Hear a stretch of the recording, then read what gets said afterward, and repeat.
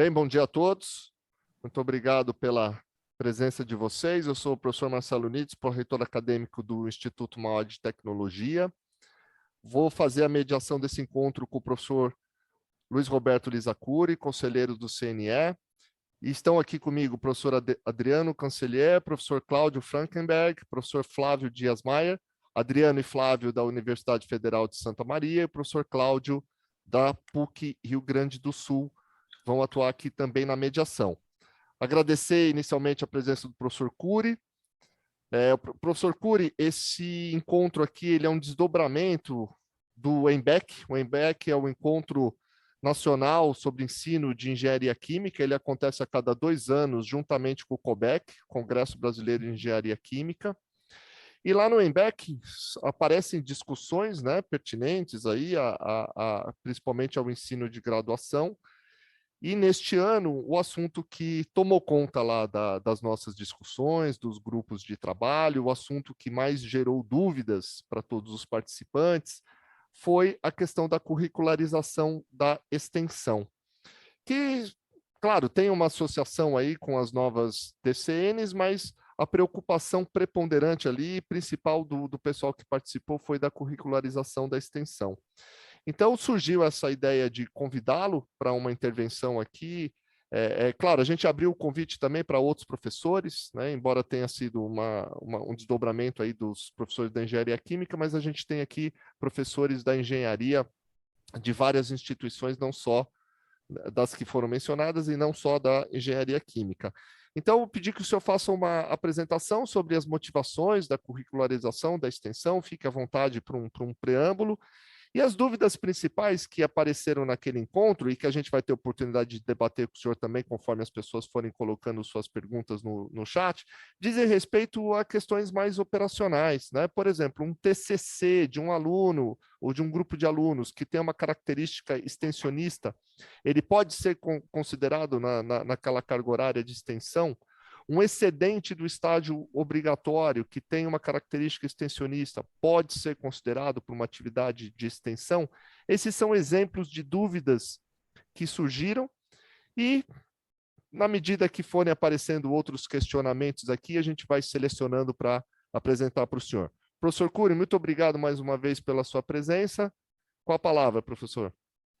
Eu que agradeço, Marcelo, e essa oportunidade, né? E acho que é um tema, de fato, que percorre um pouco, né, o padrão de ordenamento e de reflexão, né?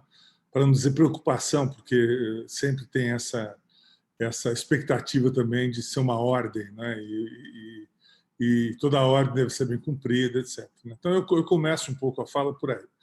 Em geral, uma diretriz curricular, ela não se configura como um modelo, digamos, estático, certo?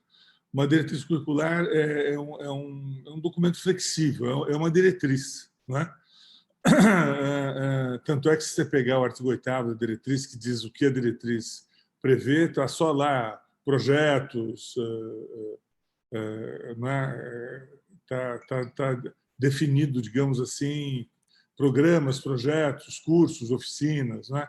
Não tem nada muito definido, assim, explicitamente definido, que tipo de projeto, que tipo de programa, que tipo de curso, oficina, que tipo de evento, que tipo de prestação de serviço, tá certo? Então, a diretriz, em geral, ela não se configura como um ordenamento que gere um formulário, né? Embora isso soe estranho para as instituições, porque, infelizmente, nas últimas décadas, nós nos habituamos, as instituições se habituaram a uma regulação, né, e também um processo avaliativo cognato que indica, digamos, a obrigação dela organizar formulário, né? Então, um projeto curricular hoje, um PPC, é um formulário, né? A CPA, uma comissão própria de avaliação, é um formulário. O núcleo de desenvolvimento docente, o NDE é um formulário, é tudo um formulário. A CPI é um formulário, o núcleo de desenvolvimento institucional é um formulário, quer dizer, uma quantidade de formulários, tá certo? Que, na verdade, não deveriam ser formulários, né? Deveriam ser construções de políticas institucionais. Né? Mas se você não constrói políticas institucionais, o PDI é um formulário. Não é um formulário. Por que é um formulário? Porque ele tem um padrão. Não é? E se você não cumprir esse padrão, a avaliação vai ler se o PDI vai, não, o que é isso? Isso não é o PDI. Não é? Se você não fizer o padrão no projeto pedagógico curricular, você vai, pô, mas que coisa é essa? Não é, isso não é um PPC, tá certo? Aí você fala, não, mas as diretrizes curriculares nacionais de engenharia estimulam uma nova construção de política institucional curricular. Eu não posso fazer um PPC, não é do século passado, não é para atender às diretrizes nacionais de engenharia. Aí você leva uma nova porrada da avaliação e uma cacetada da regulação. Então, assim, isso não é culpa dos agentes públicos, tá certo? Isso é uma decorrência de décadas e que tem que ser alterada. Não é? E agora, só alteramos isso por diálogos como esse, por ações institucionais consistentes do tipo daquelas que estamos fazendo para implantar as ECNs. Não é? Ao mesmo tempo que articulamos o processo de construção de políticas institucionais, nós articulamos também uma visão mais flexível, mais ampla, menos burocrática e mais focada no interesse da sociedade e não no interesse do cumprimento burocrático, que muitas vezes não segue pontes com a sociedade. Não é? A gente cumpre aquilo, mas não tem reação, não tem consequência, não tem impacto, não é? Na sequência do atendimento burocrático. Então, quando a gente fala atendimento burocrático, não é criticando, toda a burocracia é importante, é criticando a forma como se faz, a ausência de reflexão, a ausência de construção institucional. Sem essas presenças, nós não conseguimos construir uma educação de qualidade com impacto no Brasil, evidentemente. Então, nessa mesma linha, a gente deve olhar as diretrizes da extensão. Ou seja, não como um formulário, não como indicador de um formulário a ser realizado e depois ser avaliado, burocraticamente, mas sim como um modelo cabível, às diferenças institucionais de construção de políticas. Eu acho que essa é a grande questão. Nós temos que começar a construir política institucional. Nós temos que parar de fazer formulário, e encaixar tudo em casinhas, em quadradinhos, etc. A extensão, eu acho que a única norma daquela diretriz está no artigo, sei lá, 12, sei lá o quê, que diz dos 10% do cumprimento, do total curricular. Mesmo esse artigo, eu adotaria esse artigo como uma referência mínima, tá certo? Eu não adotaria esse artigo como uma ordem definitiva, que tem que ser contada, etc, etc, etc. Isso é uma referência. 10% de tempo. É uma referência dada, porque a diretriz também tem que ter uma preocupação com a sua implantação e com a sua consistência no processo de implantação. E isso tem a ver com o tempo. Mas eu também sou contra, o Marcelo sabe disso, a gente tomou cuidado nas outras diretrizes de colocar os tempos como referências, como padrões, e não como ordens que devem ser copiadas. Eu me lembro aqui de uma instituição que fez um curso de engenharia de 6.000 horas. Antes a gente discutia as diretrizes, pelo ano de 2013, 2014, eu estava no CNER. E aí ela fez um recurso no CNER, porque o curso foi negado sumariamente, porque o avaliador disse, não, só pode ser 3.600 horas. Falei, não, mas eu quero fazer um curso de tempo integral, eu quero fazer um curso de 6 anos. Qual é o meu problema? Qual é o problema? O seu problema? Deixa eu fazer. Vai ter aluno, não vai ter problema, é meu. Tá certo? Se estava equivocada a visão dela de extensão do horário do curso, não estava, certamente não era problema do avaliador. O avaliador foi lá e negou o curso, a SERES consumou a negativa, publicou a negativa, foi recorrer no CNE. O CNE reverteu, por óbvio, essa decisão estapafúrdia, de você considerar um curso menor um curso ruim, um curso maior um curso ruim. Até o curso menor não pode ser considerado ruim. Depende muito do que você vai fazer no curso, depende das suas estratégias, das construções que você faz, depende de um monte de coisa. Você não pode simplesmente determinar a hora com um padrão de qualidade. A hora é uma referência de obrigação, uma referência de materialidade. Não é por isso que está na DCN. Então, a primeira coisa, eu acho que é o único ponto que é um pouco mais normativo das DCNs é, de fato, os 10%. Agora, o resto, você pode ler 200 vezes, são indicadores gerais, filosóficos até, são indicadores de postura, de atitudes, não é? Que prevê amplitudes, são indicadores de amplitudes, não é? Tá certo? Civilizatórios, muitos deles, não é? Sociológicos, estão lá, tá certo? Aí alguém lê deles, mas aqui, o que tem aqui mesmo que eu tenho que cumprir? Eu acho que a pessoa se confunde até, né? Eu tenho que cumprir o quê aqui, de fato? Né? Eu tenho que fazer o quê? Assim, por exemplo, né, a promoção da reflexão ética contra a dimensão social do ensino, o incentivo à atuação da comunidade acadêmica na contribuição no enfrentamento com a sociedade brasileira. A pessoa, mas qual é a regra? Como é que eu vou fazer o apoio em princípio expressa o compromisso social de cada estabelecimento superior de educação, atuação na produção e na construção de conhecimentos atualizados, coerentes. O que eu faço para fazer isso? Né? Eu acho que isso é uma inquietude que surge pelo hábito, né, horrível que nós repassamos há décadas as instituições pelo modelo regulatório, que eu insisto, não é de hoje, vem de décadas, tá certo? De obrigação de construir formulários, né, customizáveis na avaliação e que tenham essa objetividade mórbida que o avaliador atribui à consistência do processo, né? que não é, evidentemente, correspondente a isso. Não é isso? Então, em primeiro lugar, eu acho que a gente tem que olhar essa diretriz aberto, atribuir aquela série de conceitos, indicadores, alguns princípios de política institucionais, que eles considerem mais adequados para ela, para a instituição. O Instituto Mauá vai ter um, não é? Certamente o INE talvez tenha outro, certamente outro tenha outro. Não na discussão da ética, é claro que a ética é importante para todos, mas na discussão de como fazer, como buscar aquele indicador civilizatório, vou chamar assim, ou aquele princípio fundamental de comunicação consistente com a sociedade ou de contribuição. A diretriz da extensão deve contribuir, não é, ao elenco de compromissos da extensão com a sociedade. Ela com esses dizeres todos, não é, com esse conjunto, não é, de enunciados, não é, que é mais ou menos a maioria da diretriz, ela deve instruir as instituições, não é, ou estimulá-las à construção de boas práticas, de boas políticas, especialmente na perspectiva dos compromissos. Então, todo aquele volume, não é, de indicações, de ações, de tarefas, de princípios, não é, eu acho que devem ser usados, digamos, na graduação, na pesquisa, tá certo? Como forma de ordenamento, de encantamento do processo para uma boa repercussão junto à sociedade. Eu acho que a primeira repercussão da diretriz de extensão é essa, né? Como é que eu ajudo a modificar a estrutura das minhas atividades acadêmicas, transformando-as todas em boas práticas, em políticas institucionais capazes de gerar impactos positivos na sociedade e firmar meus compromissos com a sociedade.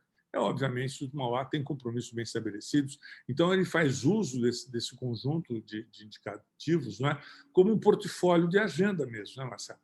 Como uma série de perspectivas de ações que possam enriquecer, não é, mesmo o roteiro do processo formativo, do processo de pesquisa.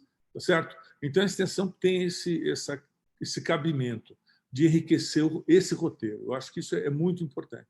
Aí vem, de um outro lado, não é, a ação mesma, não é, a materialidade da ação da extensão. Primeiro, é uma ação que gera reordenamento interno. Segundo, é uma ação que gera, para o conjunto da sociedade, uma agenda de atividades, não é?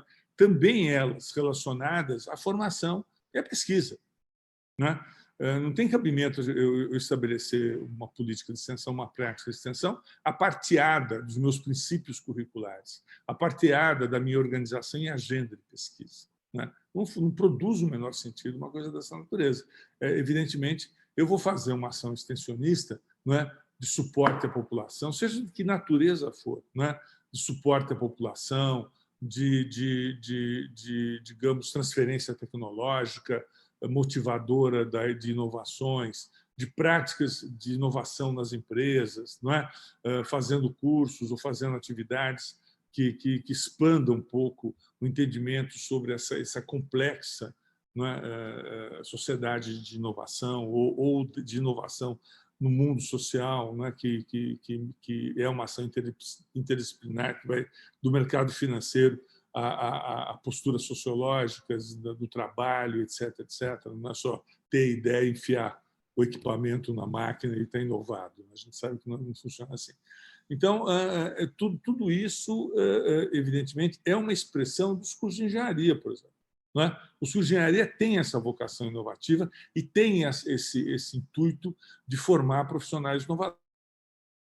Eu estou ensinando, eu vou estender o aprendizado que eu estou tornando disponível e ofertando. Né? Essa é a questão mais importante, fundamental desse processo. É essa extensão que eu estou me referindo. Né? Então, eu vou fazer uma extensão mais complexa, que tem a ver com uma atividade de pesquisa. Eu vou associá-la à minha agenda de pesquisa, porque eu tenho que ter uma agenda de pesquisa, embora nós saibamos que 90% das pessoas não tenham.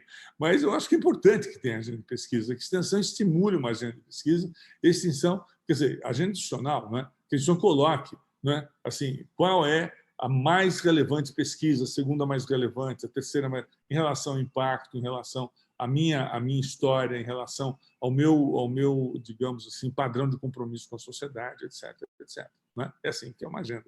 Né? A agenda de pesquisa não é formada pela briga entre pesquisadores que acham que a dele é melhor que a do outro. Aí você sorteia qual é a melhor e monta a agenda de pesquisa. Né? Evidentemente não é assim. Então, a ideia básica é que a extensão possa abrigar esses princípios e essas ações, tá certo? E ela tem que ser ela mesma fruto de uma agenda, não é? Para que a diretriz produza um sentido institucional. Ela tem que ser fruto de uma agenda. A partir desse princípio que eu disse, dessa interação entre os princípios extensionistas e o fortalecimento de compromissos e de padrões transformadores na formação e na pesquisa como impacto à sociedade, a partir dessa relação, eu tenho que montar uma agenda de extensão. E essa agenda que vai fazer sentido ou vai trazer sentido para a minha instituição o seu cumprimento. Eu não vou cumprir essa diretriz por ordem. Né? Se eu não cumprir, eu levo um sarrafo. Eu vou cumprir isso por conveniência de melhoria, de qualificação da política. É por isso que a diretriz foi criada. Tá certo? Eu não fui o relator da época, né? Eu criei a comissão quando eu era presidente da Câmara e, quando ela foi votada, eu já era presidente do Conselho Nacional de Educação, do CNE, que eu entrei em 2018 na presidência. Esses cargos de dirigentes são temporários e dependem de eleição interna, só para explicar. Né?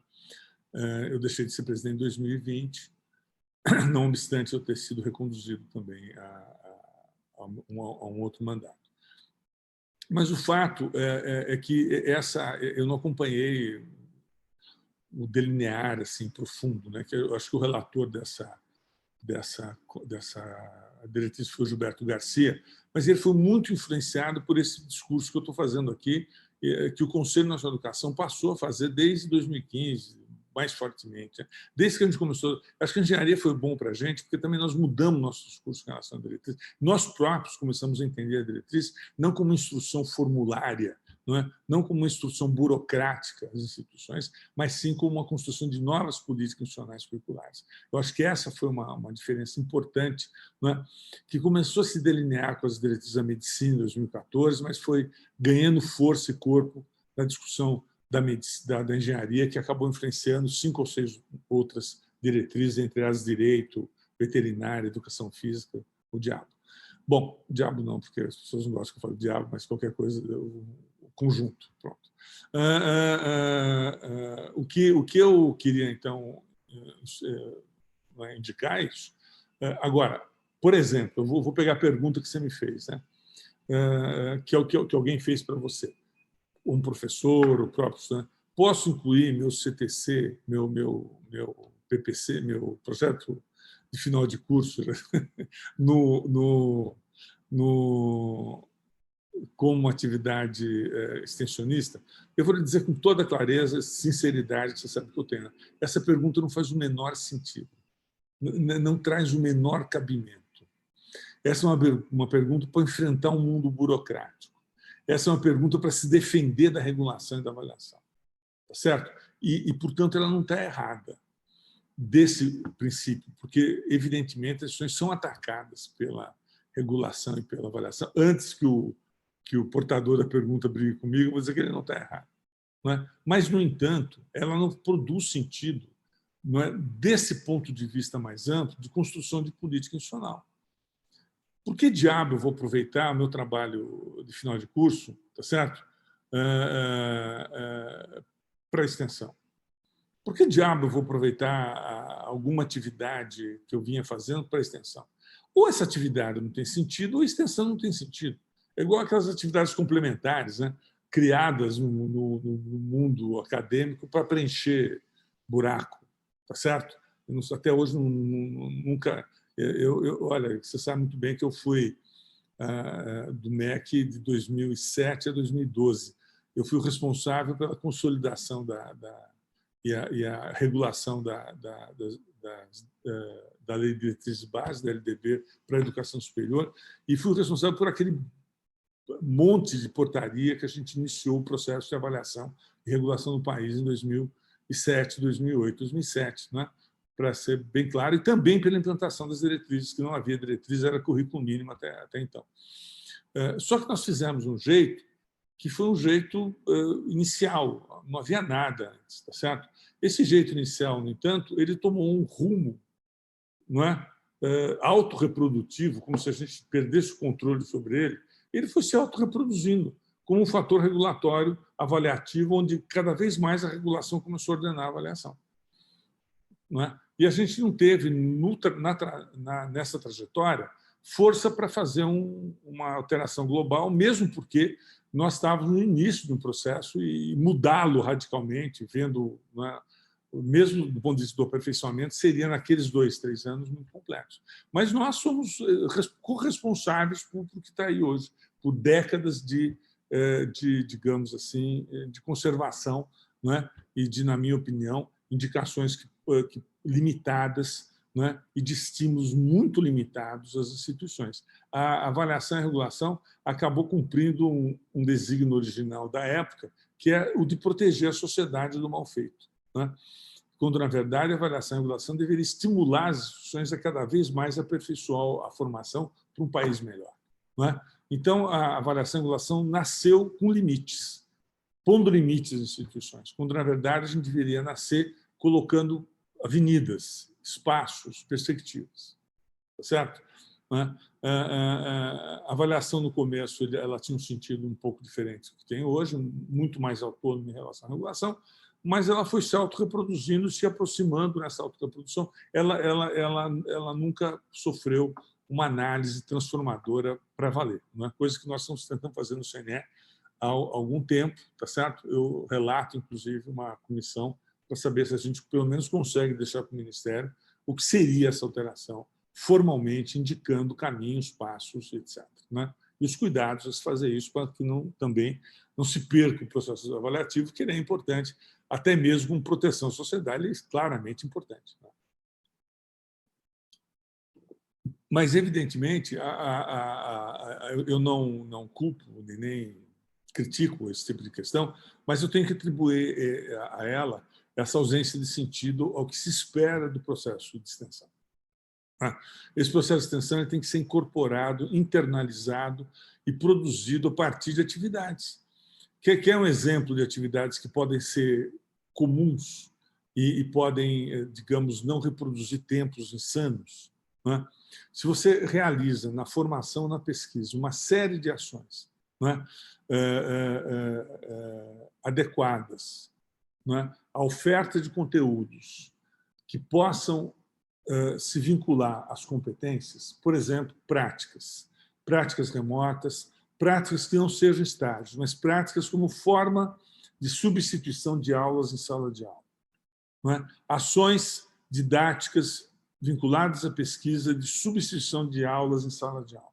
não é? Aí você vê a extensão também como um projeto capaz de substituir, não é, a oferta de conteúdos conservadoramente distribuídos por um conteudismo absurdo em aulas, salas de aulas. Não é? Aí você ganha tempo e ganha espaço. Tá certo? Você redimensiona a extensão como um fator, de fato, curricular.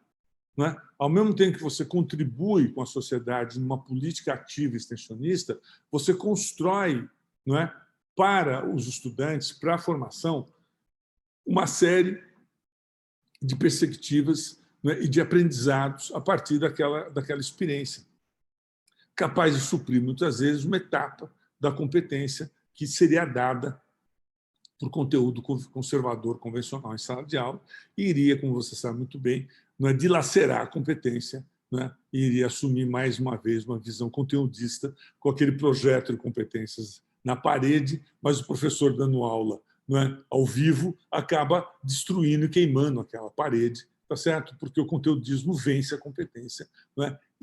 Isso é inerente, isso não é porque a gente quer que seja assim, há uma intenção maligna, é inerente ao processo. Né?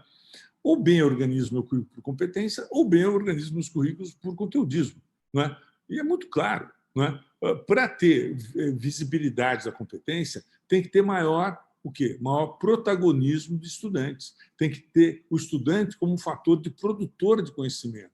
Tem que ter diversidade de aprendizado, que a gente chama de flexibilidade. A flexibilidade não é abreviamento de abreviação de aprendizado. Flexibilidade é a diversidade necessária. Não é? O estudante precisa aprender a escrever, a se expressar por escrito, verbalmente, a ler. Mas ler o quê? Ler, digamos assim, livros que se refiram a conteúdos vinculados às competências. A competência sempre é atual. A competência sempre vai atualizar a formação. Não é? É óbvio, é inerente a ela. A competência vai se dedicar aos requisitos contemporâneos da formação. Como é que eu posso, por exemplo, aderir a uma educação de competência, uma bibliografia, não é, depositada no PPC de 20 anos atrás? Não dá. Como é que eu vou aderir à competência com um professor que dá a mesma aula há 10 anos? Sobre aquele tema. Não, é um tema técnico, é matemática, isso é uma bobagem. Eu não vou mudar Euclides, nem vou... Entendeu? Tá certo? Essa inerência é isso que a gente sabe.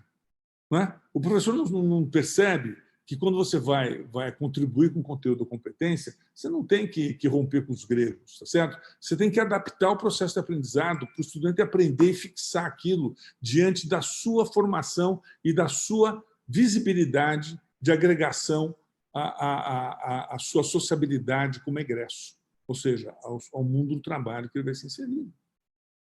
Né? Você nunca mais ouvir o que eu vou fazer com esses gregos, eu vou fazer o que com o quadrante de Euclides, eu vou fazer o que com esse negócio, o que eu vou fazer com a equação do terceiro grau, não é? Tá certo? Então, essa é uma questão importante. Não é? É claro que é importante a equação do terceiro grau, é claro que as matemáticas são fundamentais, mas a forma de inseri-la no aprendizado é que é a questão.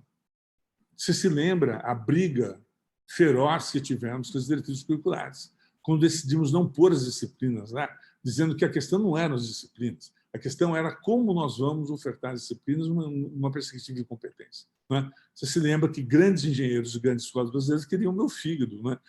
Disseram na imprensa que se fosse votar aquilo, não ia ter mais matemática nas engenharias. Você se lembra da reação que nós pudemos construir com a paciência também, né, que temos em diversas novas audiências públicas, além do previsto. Você se lembra, você foi um dos autores dessa pacificação na construção daqueles textos mediados para evitar, né, digamos, rupturas no processo positivo do país, e conseguimos.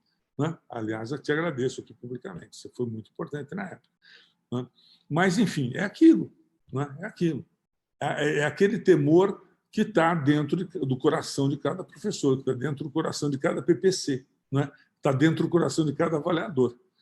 Tá certo? E esse é um temor insano, um temor que não tem abrigo na realidade. Tá certo? É um temor, aliás, que afasta o egresso da realidade, que afasta o diplomado do trabalho, que afasta, né, pior, o trabalho da transformação.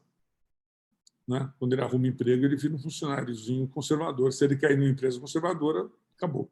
Né? Está dada a aposentadoria dele. Tá certo? Então, essa é uma questão importante, né? Para a gente, pelo menos, construir um grupo de escolas de elite, elite no bom sentido, que seja vanguarda de um processo transformador via extensão. Né? Nós temos que adaptar a extensão a esse processo formulador da graduação. É claro que uma escola conservadora que não esteja aderindo às competências tem mais dificuldade? Tem, porque os embates burocráticos internos são maiores. E as disfuncionalidades, muitas vezes, acabam provocando o que eu chamaria do rigor burocrático do cumprimento da diretriz, o que a liquida, a esfacela, porque, como eu disse, a diretriz é 99% estímulo e indicação positiva à construção de políticas institucionais e talvez 1% de norma. Né? Transformar a diretriz numa norma burocrática, formulária, é difícil. Né? Mas muita gente está tentando, te garanto. Eu faço várias palestras, etc., mensais, tem muita gente tentando ver como é que encaixa aquela confusão no formulário. Né? Mas, enfim, o que eu gostaria de dizer, eu não sei se eu me expressei adequadamente, são essas interações. Tá? Para pesquisa, igualmente. Né? Para pesquisa, igualmente. A extensão pode muito bem patrocinar uma pesquisa ativa em inovação. Né? E essa pesquisa ativa pode redundar em suporte da instituição às empresas. Né? Pode redundar em suporte das instituições a políticas públicas. E os estudantes pós-graduação podem, a partir desse processo, ordenar suas agendas e seus programas de pesquisa também com reflexos contemporâneos de requisitos de impacto. Requisitos de impacto muito importante. Né? A extensão é capaz de fornecer isso, né? Onde talvez outras ações acadêmicas não fossem com tanta clareza e rapidez. Tá certo? Com isso, eu deixo vocês me perguntarem aqui, se eu ficar falando que eu passo amanhã. Né? Perfeito, professor.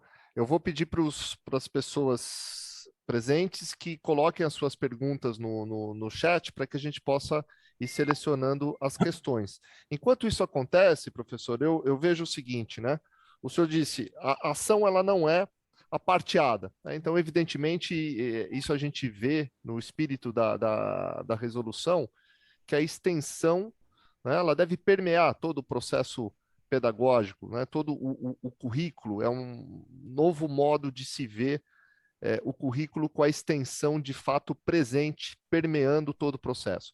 Essa é uma ponta, digamos assim, filosófica, que existe uma compreensão, e na outra ponta, o senhor também tem essa compreensão, existe toda uma preocupação com a regulação, né, e com colocar isso em operação.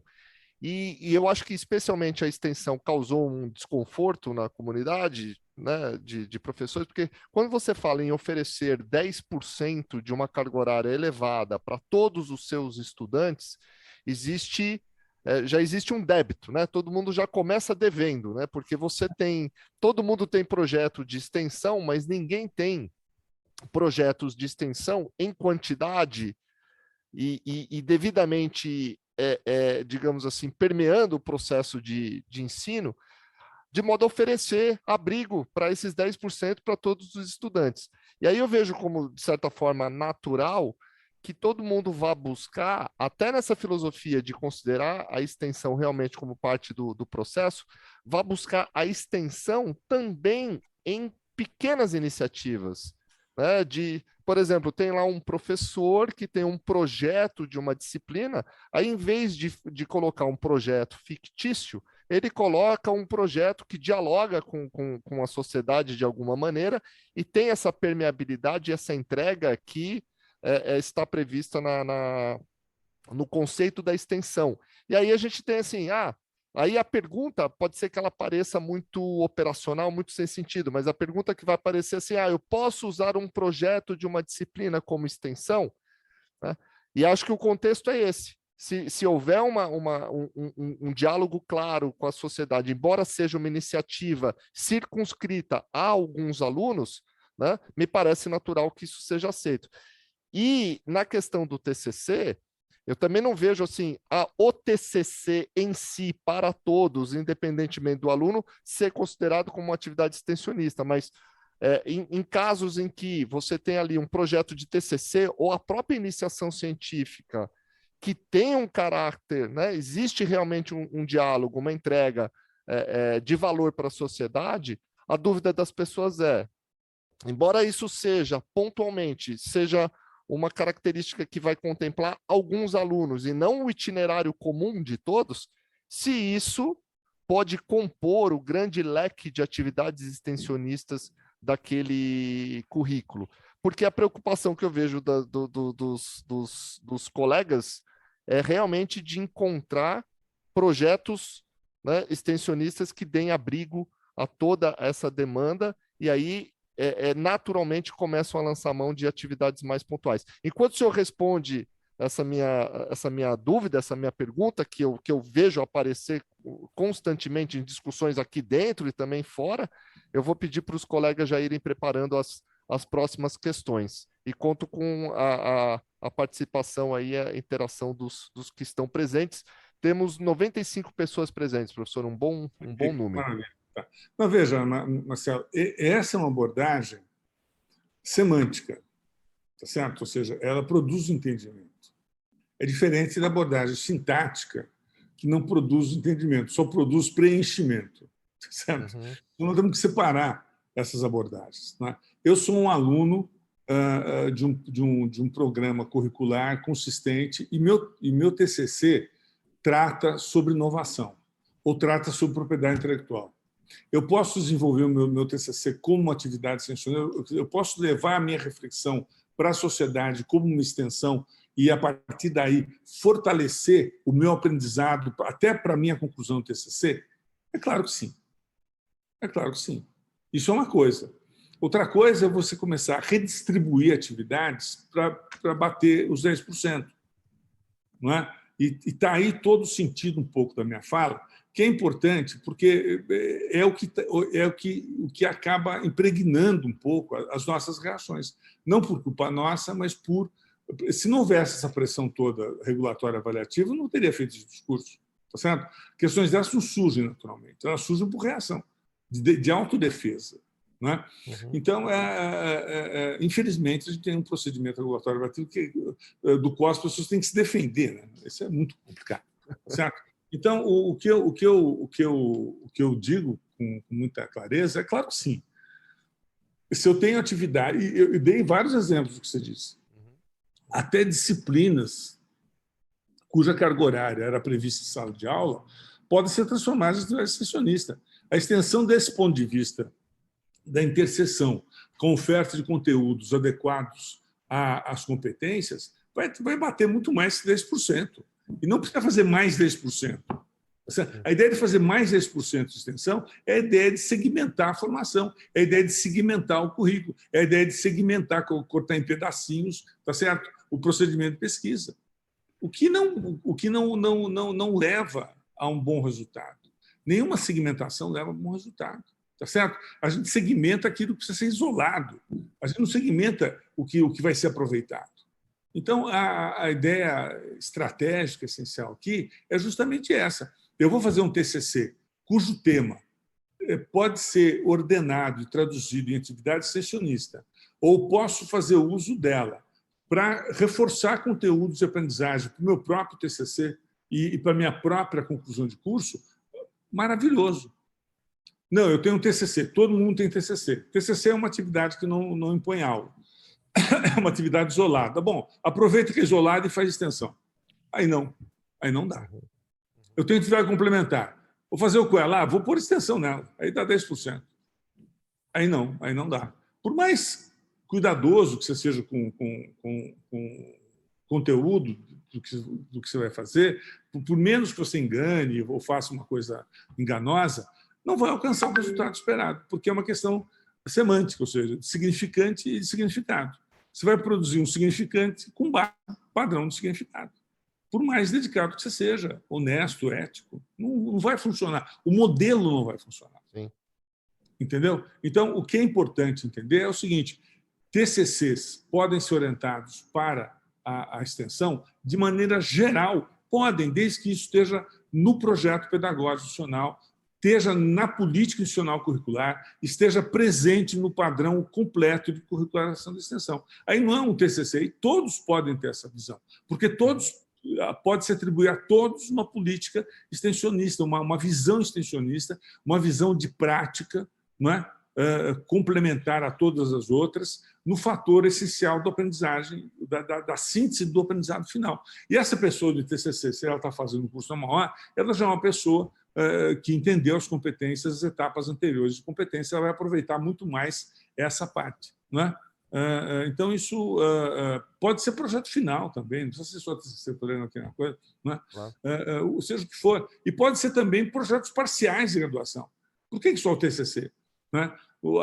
Você pode ter um projeto parcial no encerramento de cada fase da sua competência. Se você dividiu a competência em 3 fases no curso inteiro, não é? Uma série de conteúdos, atitudes e uma série de agendas formativas vinculadas. Você pode, ao acabar uma fase, ter um TCC, ter um projeto de curso, ter uma atividade mais global, que o aluno, digamos assim, sintetize para si, não é? O aprendizado a partir daquilo. Isso também pode se transformar numa atividade extensionista ou pode ser mais bem aproveitada sob a forma extensionista. Eu acho que são essas coisas que nós estamos tratando aqui. Não é?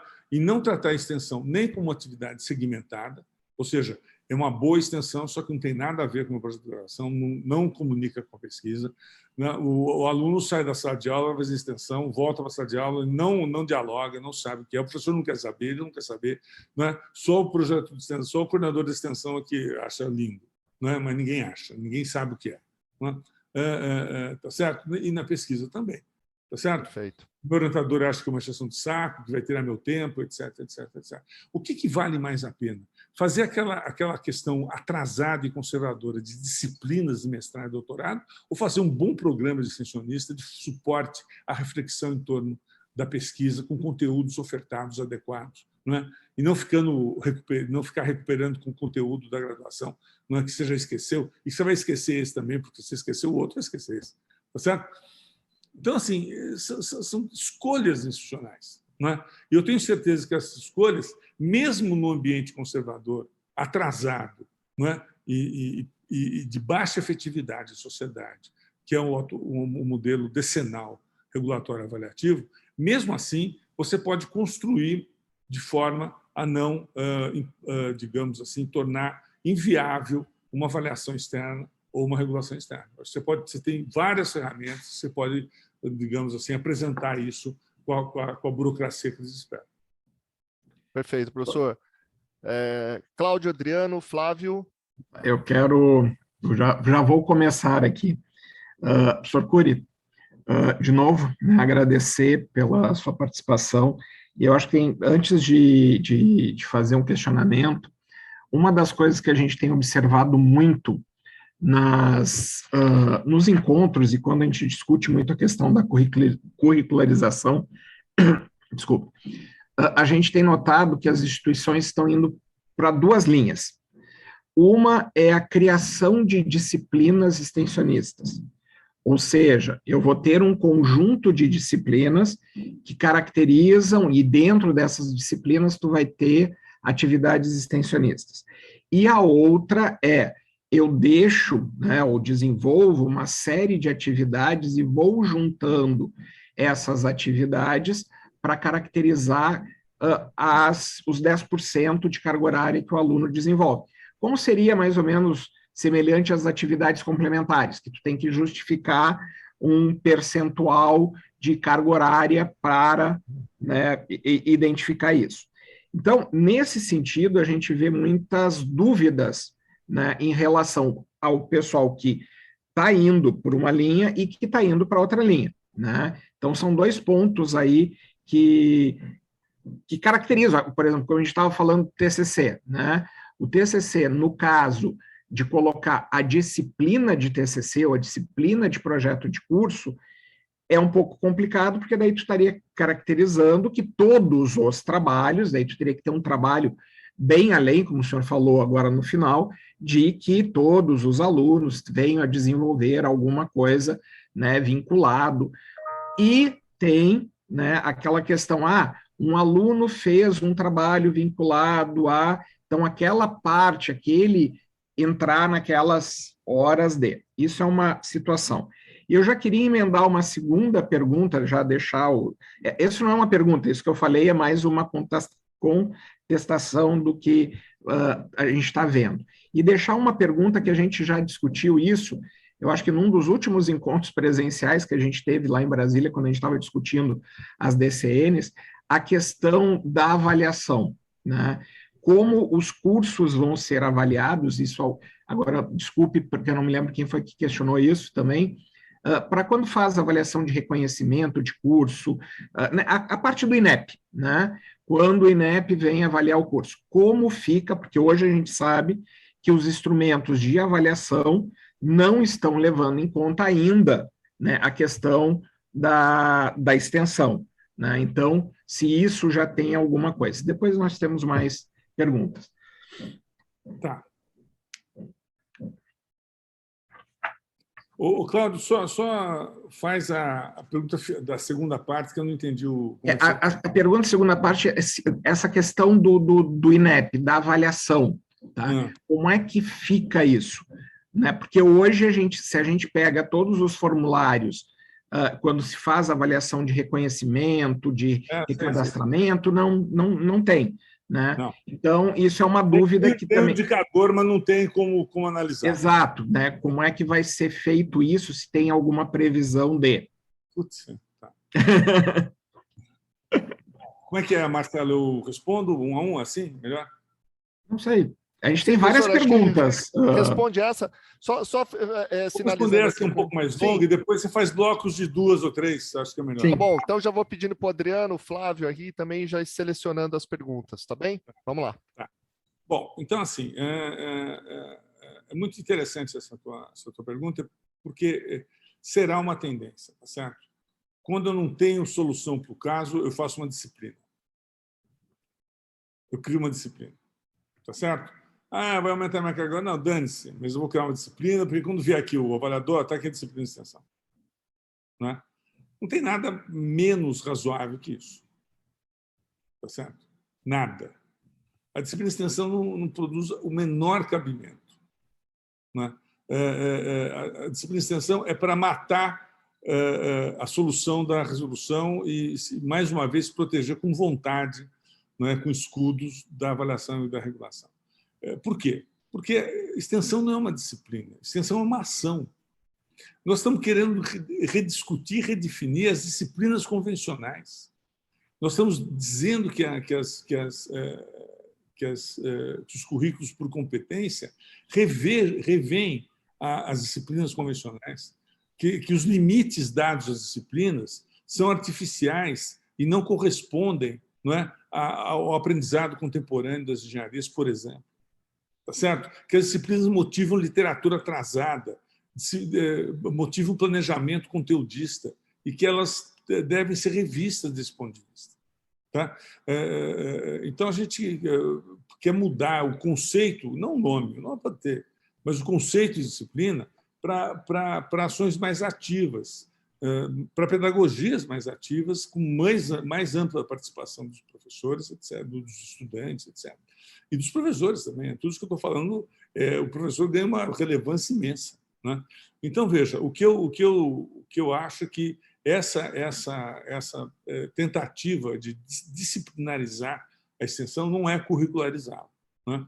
Disciplinarizar a extensão é segmentar o currículo, na minha visão, a não ser que haja uma solução bastante criativa e eu não tenha entendido o conceito de disciplina aplicado ao caso. Aí eu aceito ter mais paciência e ouvir com calma. Né? Mas, pelo conceito que eu aplico ao caso, ele acaba segmentando mais do que integrando e mais do que representando e expressando novos padrões de aprendizado nos conteúdos vinculados às competências, vou direto, nas competências. A extensão, para falar grosso, é um atributo essencial e estratégico à formação de competência. Elas têm que estar inseridas nesse processo, completamente inserida nesse processo.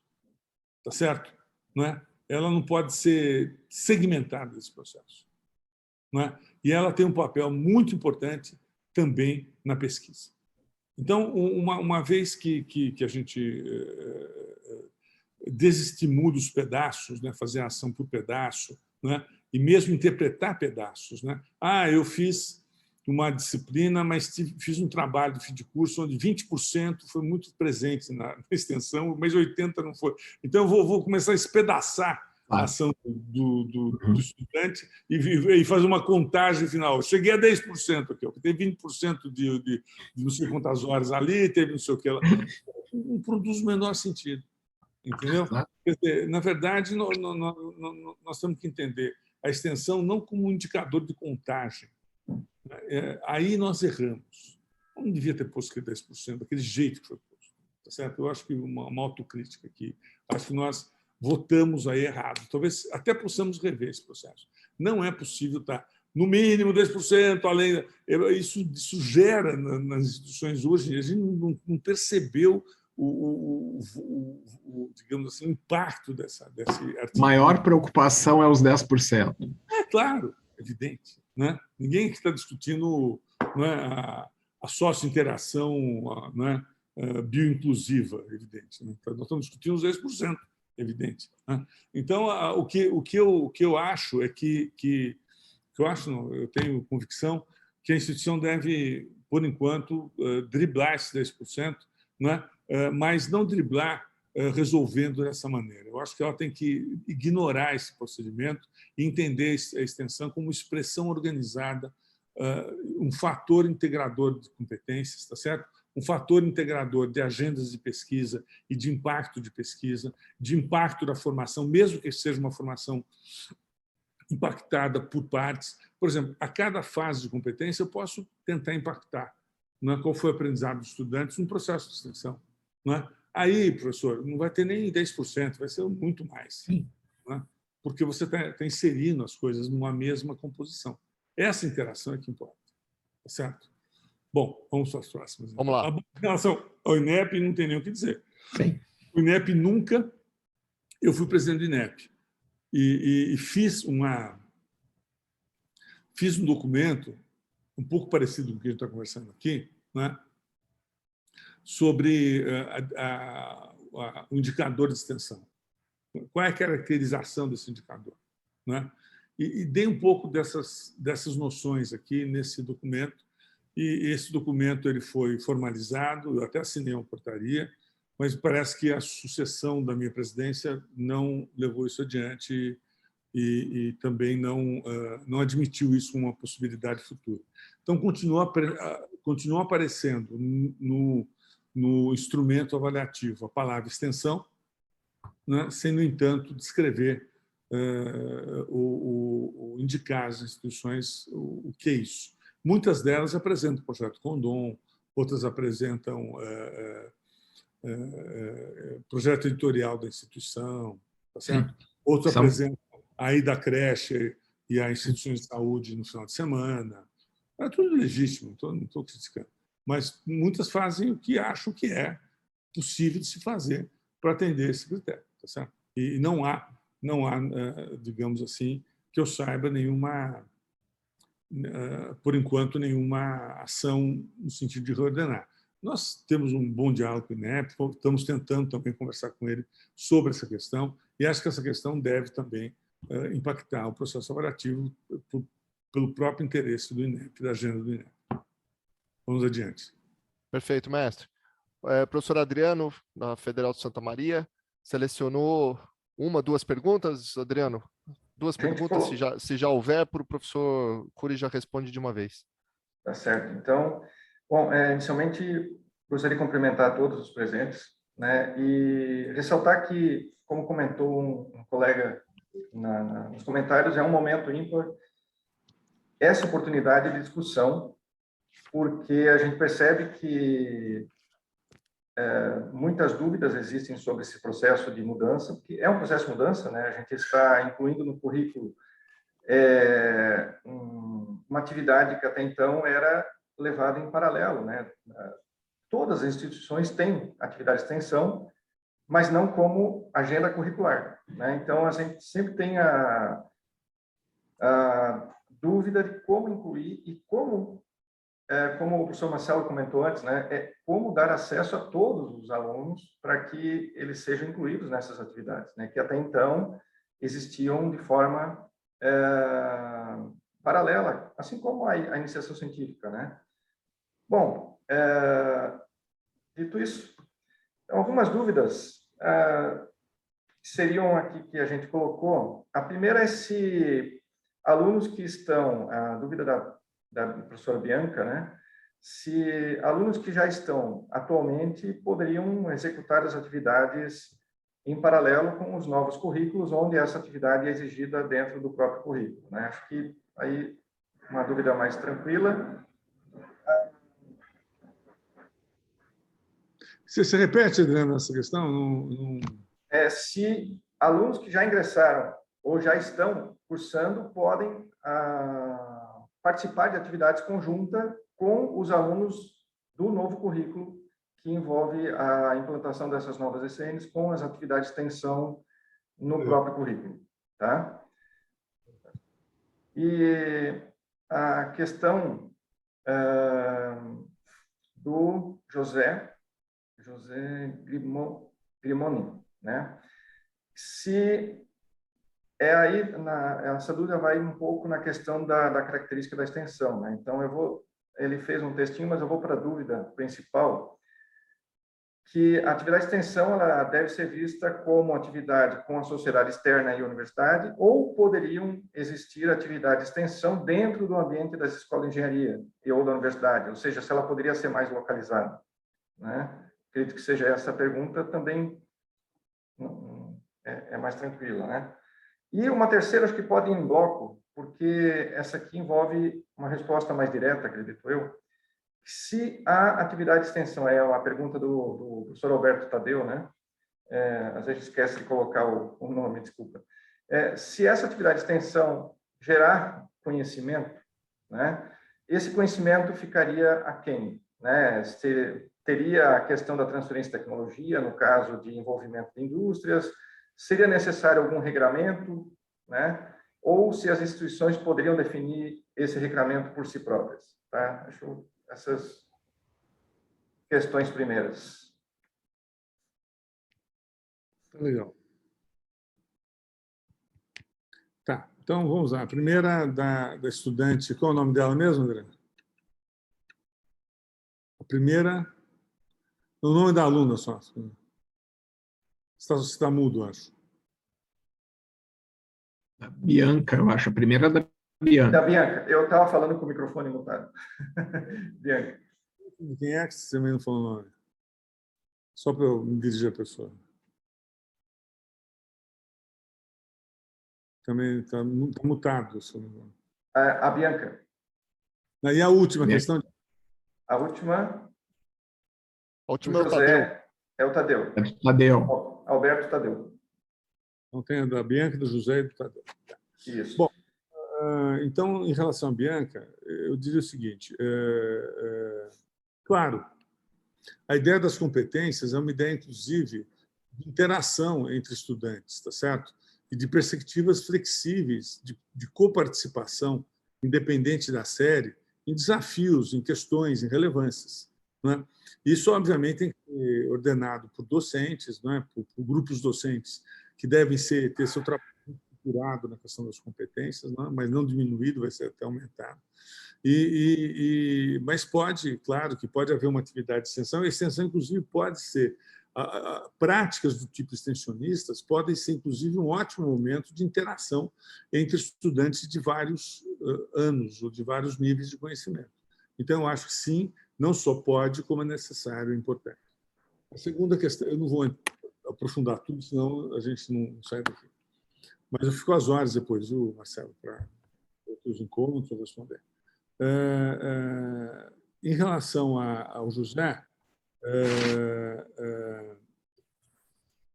veja, as ECNs de engenharia, não é, geram uma série de perspectivas e de desafios na formação. Não é? É claro que quando a gente fala em extensão, a gente está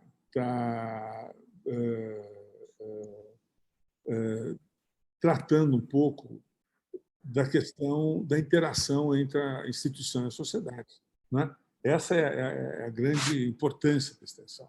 É essa relação que se percebe, que se dá, que deve ser fortalecida, né? E é nessa relação que se fundam compromissos, que se aperfeiçoam as políticas institucionais, tá certo? É com essa interação também que nós aperfeiçoamos até os rumos, né, do direcionamento formativo, a validade das etapas formativas, etc., etc., né, mesmo em relação às competências. Então, obviamente inerente à extensão essa institucionalização do externo, né? O externo é muito importante, não só como fator de propor, né, soluções ou levar, né, conhecimentos, saberes para o dia a dia de diversas agendas, como também receber deles as noções, né, de requisitos profissionais, de ordenamentos sociais frente à profissão, de relações éticas recentes que surjam no processo de construção do trabalho, né? Tá certo? Porque a ética vista como algo que tem que ser feito, né? Como algo que tem que ser feito, né? E muitas vezes o que tem que ser feito numa época é diferente do que tem que ser feito na outra. Então a gente tem que tomar um pouco dos ares externos, né, para aperfeiçoar o nosso processo formador. Portanto, é muito importante esse tipo de interação. Ela tem um lado interno? Ela tem um lado interno da incorporação, né, e da cessão de conteúdos relevantes para a formação. Ela tem um lado interno, que é da postura curricular e da gestão do conhecimento. Mas ela tem, obviamente, o lado externo como objetivo desse esforço todo. Não dá para fazer extensão internamente. Bom, e por fim, a do Tadeu, tá certo? Quando está tratando, por exemplo, de extensão tecnológica, o Tadeu deve estar pensando em propriedade intelectual, em questões também jurídico-judicionais que envolvem a transferência de tecnologia, a transferência de conhecimento, né? Notadamente a propriedade intelectual e a legislação que envolve isso, né? Eu acho que essa é uma questão importante e acho que tem que ter um regramento interno, sim, né, que leve, inclusive, em consideração da formação e da pesquisa a relevância da propriedade intelectual e da sua preservação e manutenção como ator ativo, né, de competitividade nacional. Tá. Perfeito, professor. Vamos para as últimas perguntas que o professor Flávio selecionou. O professor Flávio também, da Federal de Santa Maria, que foi um dos organizadores do EMBEC. Então, bom dia a todos. Uma satisfação participar desse debate. Então, eu vou juntar aqui algumas perguntas. Uma até que já foi previamente respondida, da Cláudia Faca, e outra do professor Tadeu, em relação a como deve ser o preparo institucional em termos da construção dos PPCs voltados, então, à curricularização da extensão, e como pode ser feita a sensibilização dessas entidades institucionais para que entendam que essas novas diretrizes, né, elas são estimuladoras e não simplesmente regradoras desse novo currículo por competências. O professor Tadeu comenta também aqui na questão de que qual órgão deliberativo mais apropriado, se é o NDE, colegiado, pró-reitoria, Conselho Superior, para estabelecer o que pode ser considerado como normas de extensão, e também pergunta se existe a possibilidade ou como enfrentar esse risco de aquilo que uma entidade considera como extensão pode não ser reconhecida por um órgão superior como atividade extensionista. Ainda existem aqui vários comentários, né, dessa importância que as novas ECNs colocam em relação a um avanço no ensino de engenharia. E ainda uma outra pergunta nesse sentido institucional é como registrar e como acomodar a flexibilidade de formação nas atribuições do CREA, caso haja implicações. E essa pergunta, então, é do Joseph Saab. Espera aí. Bom, eu vou ser mais rápido agora. não vou ser tão formal. Então, vamos ao seguinte.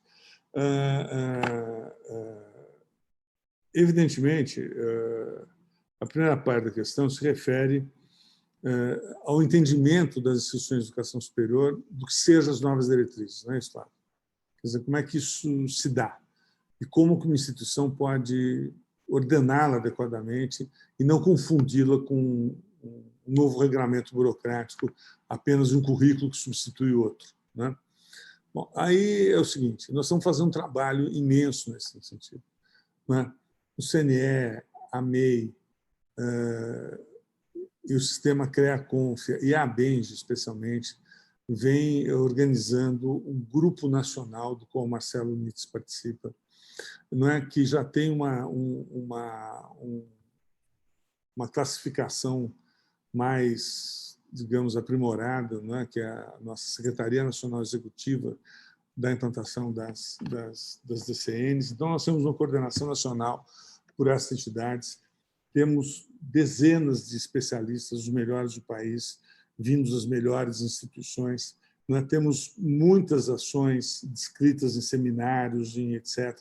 E temos várias propostas. Temos 2 edições, pelo menos, ou 3 edições, tratando desse tema. A primeira leva em consideração como entender as diretrizes. Então, há toda uma série de recursos que envolvem a implantação, não é? Que, quando o CNE terminou a votação e foi homologado pelo ministro, a resolução, nós convidamos as entidades para dizer, olha, não basta a homologação, a gente precisa manter-se em diálogo, em mobilização permanente. E aí, não é?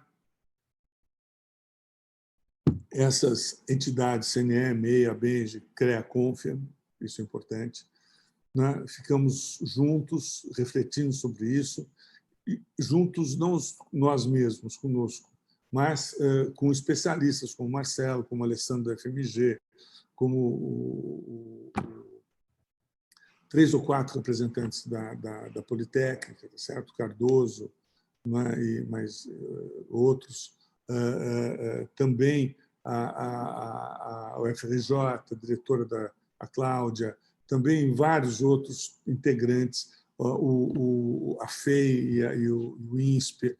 Então, nós temos um grupo grande de pessoas especialistas, absolutamente comprometidos com essas ideias das diretrizes que eu estou dizendo aqui. Não é por isso que eu reforcei para os outros. O Marcelo sabe isso de cor, o Marcelo é capaz, obviamente, de conduzir isso, e todos nós temos agora condições de entender um pouco qual será o estágio nessa interseção entre a saída da pandemia e a entrada, né, com atividades presenciais bem intensas, como é que isso vai se dar e como é que vai ser o estágio. Nós vamos fazer um acompanhamento intenso, inclusive em homenagem a esse momento que a gente está passando.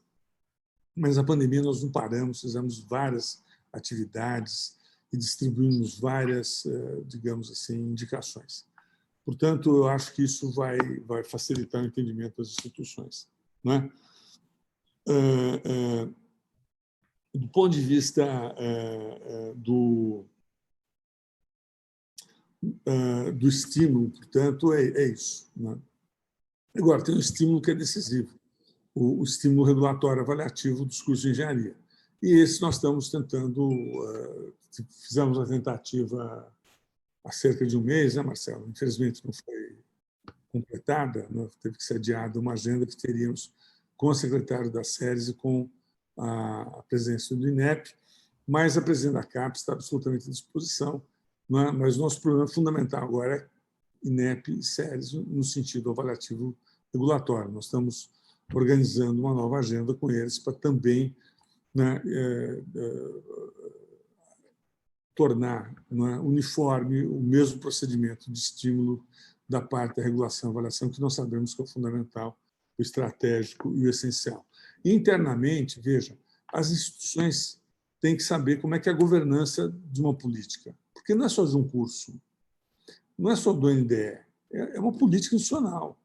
Tem que estar envolvido a direção superior até a coordenação do curso, não é? Essa posicional tem alargamentos, tem arrastes, tem boas influências, tá certo? No conjunto dos outros cursos. Como as de engenharia nos influenciou a trabalhar outros cursos. Eu acho que, portanto, é uma questão de governança institucional que não deve ser subsumida ou subscrita na coordenação do curso, no NDE, nessas instâncias recentes aí que a regulação determinou. Eu acho que tem que ser uma construção ampla que necessariamente tem que passar pelo entendimento dos professores e dos estudantes. Isso é uma construção ampla que deve haver um conjunto de providências internas, seminários, debates, né? Como nós estamos fazendo aqui, etc. E essa Comissão Nacional está absolutamente à disposição a comparecer, né?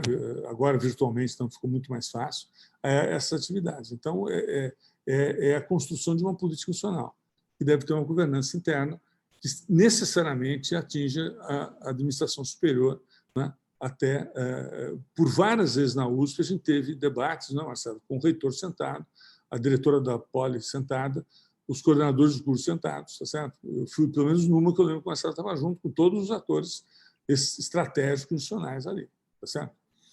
Bom, eu acho que é isso, né? Eu falei um pouco já da avaliação. Agora, como a extensão não ser reconhecida pela avaliação? Né? Eu acho que esse é um risco de todos aqui, o menor. Porque, do jeito que nós estamos construindo essa ideia juntos aqui, do jeito que nós conversamos hoje, como o Marcelo descreveu, é claro que a atividade institucional vai ficar absolutamente nítida para o avaliador. Tá certo? Tão nítida quanto o projeto Rondon. Se ele reconhece o projeto Rondon, por que não vai reconhecer essa? Tá certo? E o projeto Rondon não é uma política institucional, é uma adesão institucional a um projeto externo. Válida, ótima. Tal, né? Se reconhece essa adesão, por que não vai se reconhecer uma produção interna? Né? Para isso, tem que estar consolidada nos documentos oficiais da instituição, né? Nas políticas institucionais curriculares, chame ela de PPI, PPC, seja o que for. Elas têm que estar consolidadas nesse documento e não formuladas como formulários. Né? Tem que estar consolidadas, descritas, organizadas, aí, e elas devem ter também um procedimento avaliativo integrador ou integrado, não integrado, integrado mesmo, com a autoavaliação que a instituição promove do desempenho do aprendizado na profissão. Isso integra o desempenho do aprendizado, porque a extensão está aí também para fortalecer o aprendizado, ou especialmente para isso, além de contribuir com a sociedade. Contribuir com a sociedade e a sociedade contribui com o fortalecimento do aprendizado. Tá bom? Professor, muito obrigado. Queria elogiar, agradecer o professor Cury. É impressionante a aproximação que a gente consegue ter do CNE, né, dessas lideranças que estão dando o rumo da educação superior brasileira. E é um trabalho de duas vias, né? O CNE emana os seus pensamentos, recebe o feedback das lideranças acadêmicas, dos professores, e essa construção coletiva qualificada tem se verificado. E o professor Cury é realmente um agente importantíssimo nesse processo que, digamos, é bastante inovador, né? Eu vejo que um diálogo como esse que foi estabelecido aqui, embora nem todas as dúvidas tenham sido sanadas, é natural, né? É natural que assim seja. Ele certamente contribuiu para que os presentes tivessem um entendimento diferente, né? Um entendimento modificado sobre esse processo e vão poder trabalhar melhor. E me vem aqui um desafio de promover mais desses encontros. Eu tenho aqui o e-mail de todos que se inscreveram e vou conversar com os meus colegas. A gente vai trabalhar oportunidades de ter outros encontros e convidar todos que estão presentes aqui para essas pílulas, né? Esses diálogos objetivos aí sobre as questões que interessam, né? Nesse momento importante da educação superior brasileira. Agradecer também ao professor Cláudio, da PUC Rio Grande do Sul, que também está lá nas lideranças que tem discutido e implementado as DCNs, professor Adriano, professor Flávio da Federal de Santa Maria. E é isso. Mestre, muito obrigado. Uma boa semana a todos. Uma boa disposição, Marcelo, de todos os professores aqui, das lideranças. Em particular, você sabe que a gente está sempre junto e dialogando. E o que precisar, você tem meu e-mail, tem meu os dados todos. Eu fico à disposição para voltar ou para estabelecer um tira-dúvida aí mais completo. Sim. Pode ficar absolutamente à vontade, eu estou à disposição.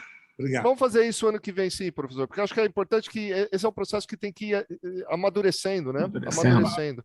Aqui é o primeiro diálogo e eu entendo mais do que ninguém a dificuldade de se absorver, né? Exato. Novos ordenamentos nacionais. Tá certo? Perfeito. Muito obrigado aos colegas que mediaram também.